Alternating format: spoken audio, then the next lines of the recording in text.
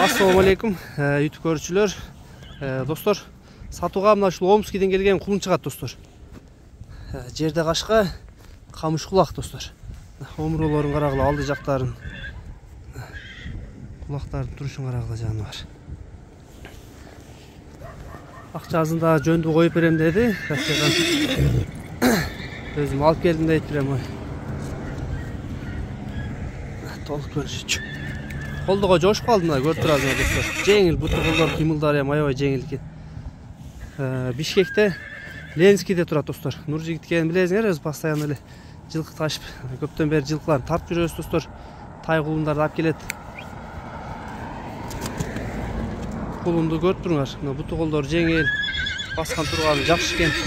Ден соолук ичпешине буйруза жооп экен. Баазы достор 140 000 сом кеми бар экен. Сурайт кезиңер. Баазын уктуңар достор, 140 000ге коюлду. Кеми бар экен, сурайт кезиңер кемин, таставкалар болот экен. Байланышка чыга бересиңер кимге жакса достор.